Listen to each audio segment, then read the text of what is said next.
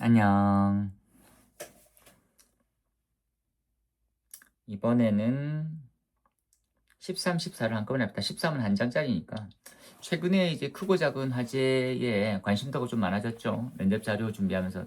그 소방관 되고자 하는 사람이 이렇게 소방에 관심이 없거나, 주변에 크고 작은 화제에서 관심이 떨어지면 안 되지. 그죠?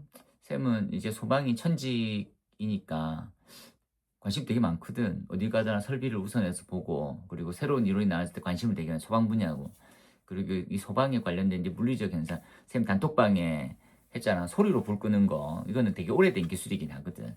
그지? 그래서 음파로도 끄고, 그 파장에 대해서 역파장을 줘가지고 불길을 줄인다든지 이런 기술들도 되게 많더라고. 그 심지어 최근에 나왔던 건 에어로졸이지, 에어로졸.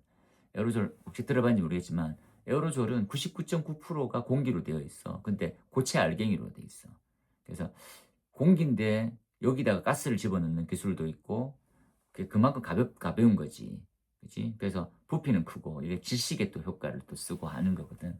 그래서 그런 거 나오면 되게 신기반기하고, 그리고 저장도 해놨다가, 호기심이 있었을 때 알려도 주고, 이런 부분인 거. 그래서 약간 화재, 피해, 약간 뭐 좀 이색적인 거, 이런 것들이 있으면 조금 들어놓는 형태를 많이 보면 볼수록 응용하면서 답변하기가 좀 편하거든.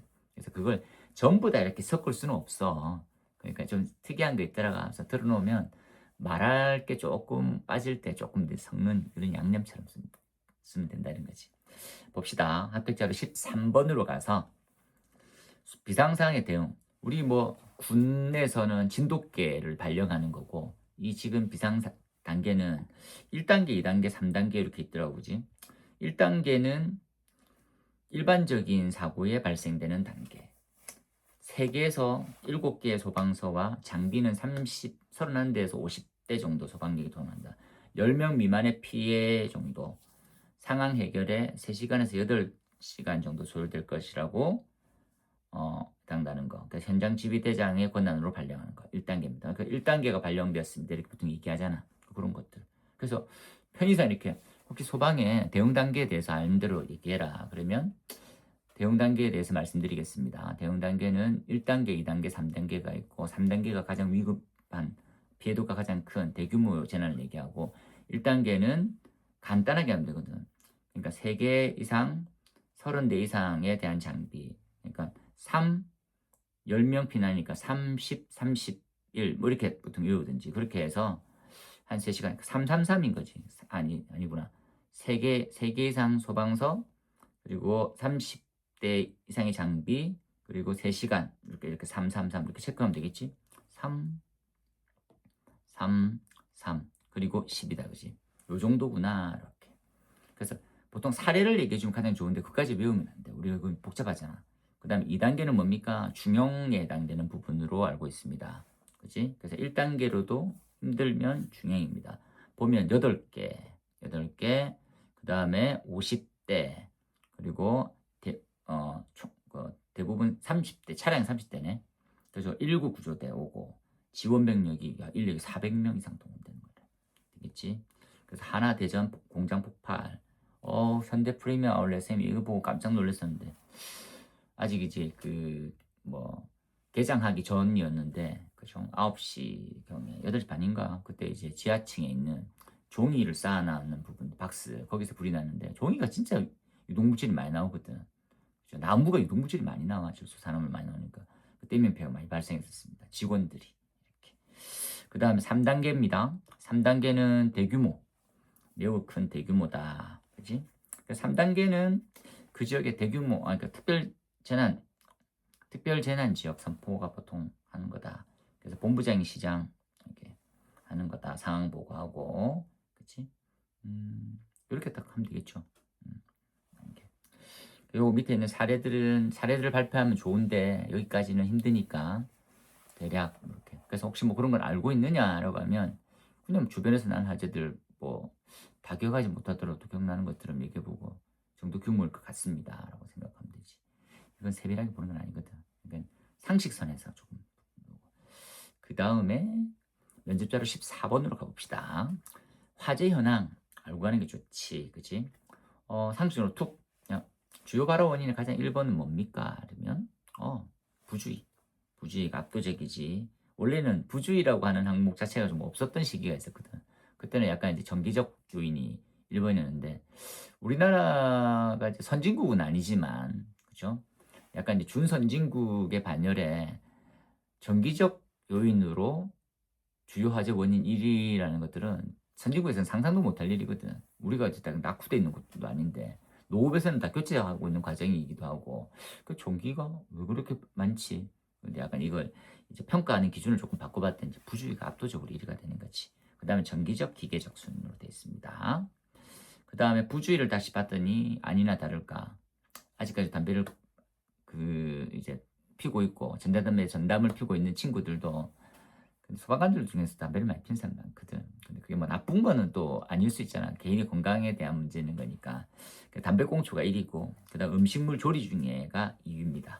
음식물 조리는 당연히 화기를 쓰고 있는 부분이니까 최근에는 이제 우리 주방 화재를 별도로 해서 이렇게 다시 화재를 분류를 세부적으로 하고 있는 중이니까 이해하면 좋겠고.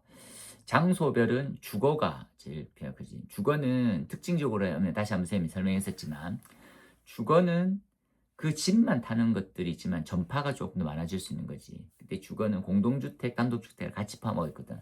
공동주택 같은 경우에는 방화구역이 돼 있어서 외벽으로 연소 확대됐을 때 상층부 연소가 일정 시기 이후부터 가능하지만 그 전까지는 집 내에서. 그리고 스프링클러 있고 없고에 따라서 확연히 차이가 나는 그렇게 좀 이해하면 되거든. 그 다음에 기타, 공장 뭐 이런 것도 생길 수 있겠죠. 그 다음 5번으로 보면 전체적인 지역에 대한 부분들은 지역 특성상 발생될 수 있을 거고 한번 고민해 볼 것들은 화재 발생 시 출동되는 시간으로 약간 이거 구분하는 것들도 있거든. 그래서 쓸 때 도심지면 조금 더 빨리 될 수 있는 거고, 그죠? 그래서 약간 조금 시골로 가게 되면 소방사고 그래도 꽤 많이 멀잖아. 차례는 안 막히겠지만 그런 부분도 고민하는 거지. 그 다음에 유형별 화재 특징 요것들은 따로 쌤이 한번 정리한 게 있으니까 같이 한번 쭉 보면 되겠어. 건축물에 대한 피해가 가장 압도적으로 높네요. 인명피해에 대해서 쓸 때는 23년도 기준까지만 설명했고 조금씩 증가 추세에 다 있습니다. 그렇게 해서 약간 가늠하듯이 말해놓으면 되는 거니까 딱 보면 되겠어. 약간 이게 통계는 지금 최근에 문제 경향상 주어지는 조건으로 해서 확인차 하는 거다 생각해. 그래서 뭐 이제 통계를 요약해서 받아들여서 답변을 잘하는 이런 연습이 좀 필요한 시기지. 그리고 올해 간부 문제, 26년도 간부도 면접에 대한 형태는 통계를 주고 그 통계에서 핵심 키를 받아들이는. 그리고 그 통계를 봤었을 때 다음 질문을 예상하고 조금 준비하는 시기를 연습하는 게 좋아. 그래서 쌤 그 말을 계속 하고 싶네. 그래서 통계를 줬었을 때 너 이거 상황에서는 어떻게 되냐? 이게 1번이고 그 통계적 문제점에 대한 후속 질문을 잘 할 수 있는 사람과 스터디하면 내가 많이 늘겠지. 그리고 내가 그 자료를 10분간 답을 만들어내는 과정 중에서도 이런 질문도 할 수 있겠군 이렇게 하면서 그런 생각을 좀 해보라고. 그때는 이렇게 대랑 답하고 이렇게 대답하겠다 그런 것들. 그래서 약간 면접이라고 하는 것들은 쌤 입장에 다 잘할 필요는 없어. 다 잘할 필요는 없어. 근데 잘하는 게 보이면 합격을 해. 그래서 쌤은 면접에서 쓸 때 면접을 한 번만에 합격을 했거든. 근데 합격했던 가장 뭐 좋은 점은 뭐 이유는 뭘까 이렇게 생각하면 쌤은 이제 모의 면접 때도 조금 잘하는 편이긴 했었고 그 당시에는 말을 잘하는 것보다는 상황을 설명을 좀 잘했다더라고 얘기를 보니까. 그러니까 쌤이 약간 구라도 약간 섞었는데 구라를 진짜처럼 말아서 가지고 공감을 얻어내는 부분이 그래서 이렇게 그렇습니다. 그래서 내가 모르는 것도 있잖아. 약간 그 당시에는 화학 이런 것들 어떤 물질 이런 거 모르고 모르는 건 모른다 이렇게 얘기를 하는 건데 특정 분야 어떤 분야에 대해서만 말할 때 약간 반짝반짝하잖아 눈이. 그래서 그런 게 뭔가 좀 있으면 좋겠어. 그래서 내가 이런 부분에서 약간 경험에서 물어보면 그렇거든. 그래서 제가 점검했었을 때 이렇고 가스계가 이렇고 이렇게 됐었습니다. 그래서 이제 질문했던 그때 이제 모의 시험 해주실 그 기술사 분은 뭐 그만하면 학교 갈 것 같다면서 이렇게 얘기했어. 그래서 난 쌤 엄청 계속 쫄아 있는 거지. 아닌데 난 잘 모르는 게 훨씬 더 많은데 사람은 다 누구나 모르는 게 많아. 엄청 모르는 게 많아. 아는 것보다 모르는 게 수십 배는 많아. 소방 분야만 하더라도. 쌤도 마찬가지야. 그런데 그중에서 한두 개만 제대로 잘하면 얘는 뭐 충분하네. 근데 이런 게 있지. 다른 사람이 압도적으로 잘해. 그러면 나는 어쩔 수 없이 떨어져. 근데 대다수 사람들이 그렇게 다 잘하지 못해. 그러다 보니까 내가 특정 분야에 이펙트 있게 잘하는 형태를 좀 보여주고 와. 이해하지? 그러니까 쌤 말은 다른 거 못해도 돼. 이것만 잘해. 이런 게 아니고 다른 것들은 다 봤는데 어떤 거는 정말 그러니까 내가 좀 잘하는 게 낫잖아. 그런 부분은 캐치해 가지고 더 잘할 수 있으면 그냥 다 최대한 쏟아버리고 있는 거지. 에너지 다 쏟아. 그러면 이 새끼 진심이 확 느껴지는데 씨 좋아 씨. 쉽게. 합격 이렇게 될 것 같더라 그지. 쌤 생각이야. 알지? 늘 응원하고 있다. 그지? 면접을 위해서 하루하루 이제 며칠 안 남아가지고 괴로워할 텐데 다 똑같이 괴로워. 사람 상당히 진짜 까다롭게 힘들어. 그리고 이제 면접하러 들어오시는 분이 여자 소방공무원도 계시고 남자분도 계시고 나이 많으신 분도 계시고 그리고 약간 이제 뭐 그렇게 나이가 많이 안 나 보이는 젊으신 분도 있을 수 있거든. 근데 약간 꼰대 성향도 있을 수 있고 그런 부분들에 대한 눈치를 잘 파악해서 묻고자 하는 게 뭔지를 파악해가지고 잘 주의 깊게 들어. 일단 대화의 첫 번째는 듣는 거. 들어서 어떻다. 이게 이런 것 같다.